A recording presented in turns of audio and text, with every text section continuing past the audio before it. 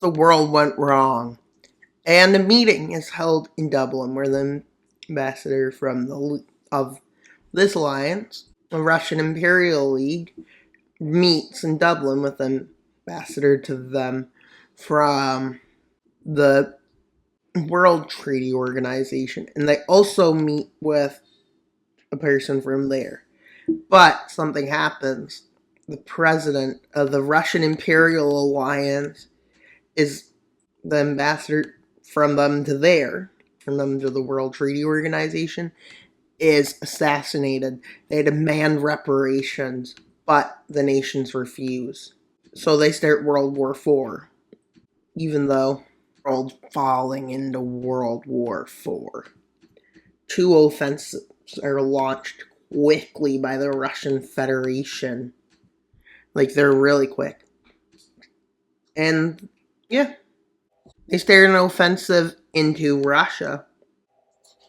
From Russia. Yep. These are both called Russia. Very crazy.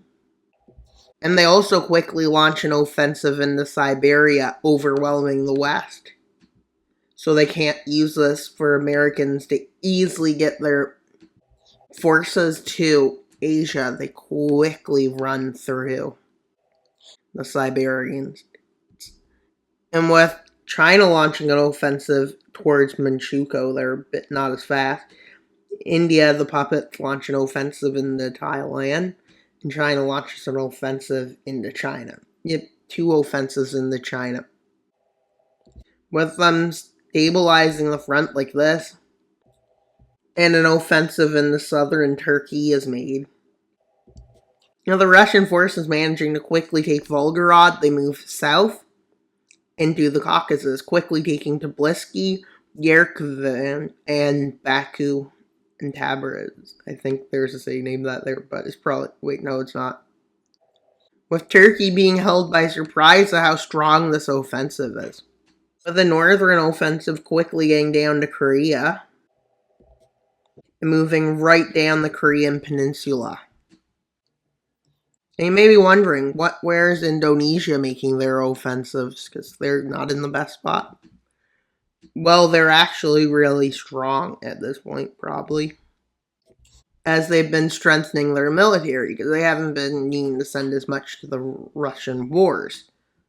So now they're moving quickly into Papua New Guinea to keep Australian forces away. Because if not, they go through neutral nations, and neutral nations bring more into the war. And well, as you can see where this is going, it's not going to end well. But good news, China manages to launch a counter-offensive.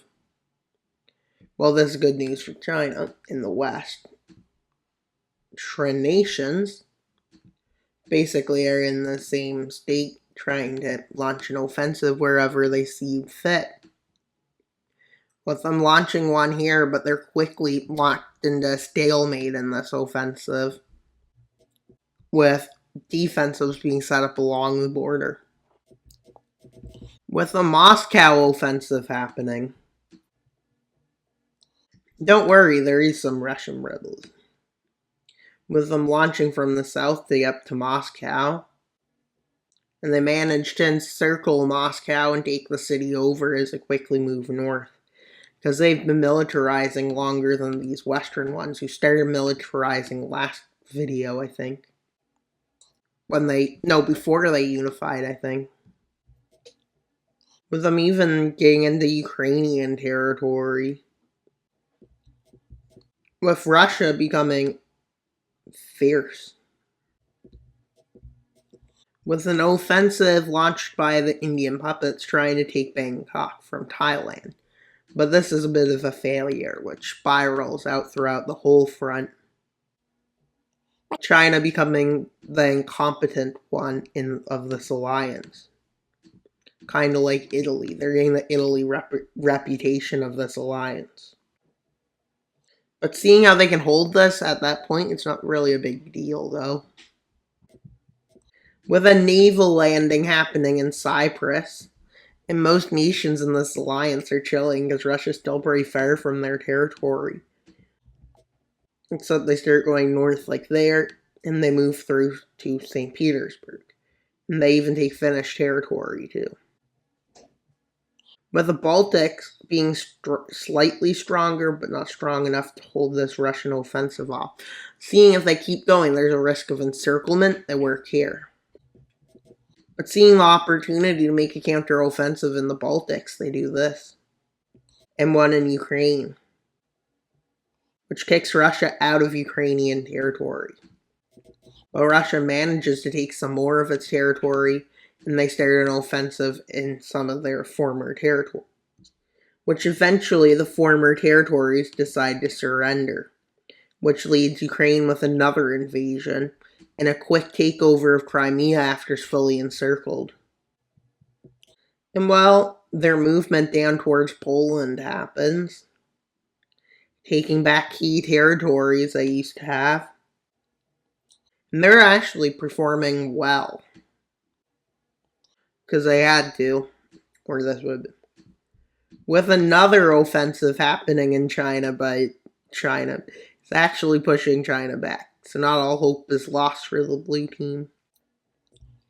With them deciding to launch a naval landing in Tunisia. And they see many things.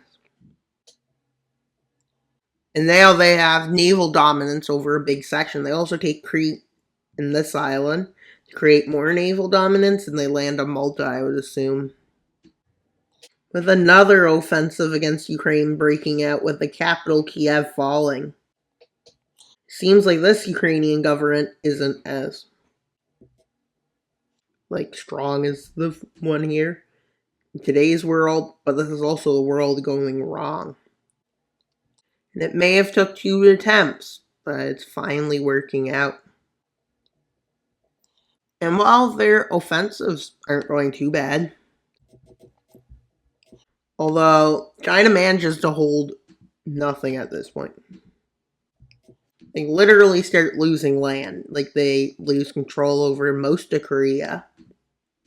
And where China's trying to help launch offensives, they end up losing big chunks of Myanmar, the puppet, and even parts of Bangladesh and this, which starts to really anger Russia. With Russia sending 100,000 troops or something crazy to push this back.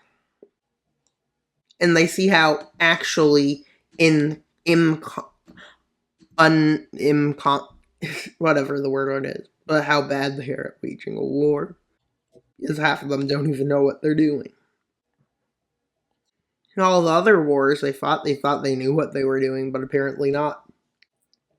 With Indonesia preparing an offensive there, and they're finally ready to launch their offensive into Malaysia mainland, which starts to move up into Thailand, which gives time for the Indian puppets to manage to take over this. And by Indian puppets, I mean there's puppets here. In a movement into Vietnam. But they're trying to dominate the world. With the Northern War breaking out, which is a quick war in the northern part of Finland to cut off their supplies. In Helsinki Falls, in Finland, unfortunately can't hold much longer and has to surrender. With Russia knowing they can't puppet the full of Europe even if they win, but they will make friendly states. As much as you can puppet without puppeting. The mind to recreate Yugoslavia for some reason at this point. But the West puts it together and launches a major offensive in the South. They call it the Spring Offensive. But they fail to liberate Finland and a big chunk of Eastern Europe. But another offensive is made, with them managing to persuade ECOWAS to join this war. Although, just to let you guys know, some of these nations, like this one, doesn't really feel like joining that side. This one. And this one feels like joining that one. And this one feels like they were betrayed. And yeah. Liberia does, because they were gave nothing. So when they hear there's a possibility of joining the war. This is how the alliance ends up going. And this one decides to join the other side. Now ECOWAS has made a bad choice to join the war, because they lost a big chunk of their members. And their members that betrayed them were planning on doing it. So Cameroon starts losing land. And yeah, didn't really work. Kind of stabbed them in the back. But I'm not saying this was a complete flaw and that wasn't a good idea. It was a pretty good idea, because now some nations are getting pushed back that's on their team. And some nations aren't getting pushed back. But Russian troops are quickly arriving in the region, and Iranian and stuff. And Arabian, but it's going to take a while for them to arrive. But as this is happening, the red team manages to make counter-offensives because they're really into this war. And they want to win. They have morale, because a lot of these nations lost a lot when they lost the wars. And they think they can gain something out of this. With an encirclement being created in a big chunk of Mali eventually falls. And Nigeria is losing its north. With Cameroon starting to lose its control over the east. With ECOWAS soon looking like this. With Algeria taking the chance to make an offensive here. And Morocco quickly is down in size.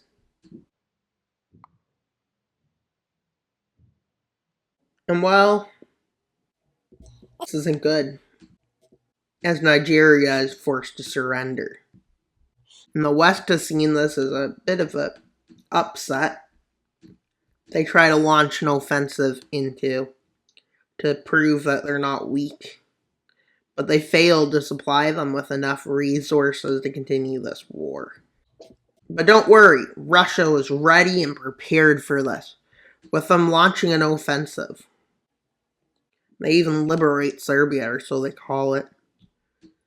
And while they managed to move into Poland, their offensive leads them to here.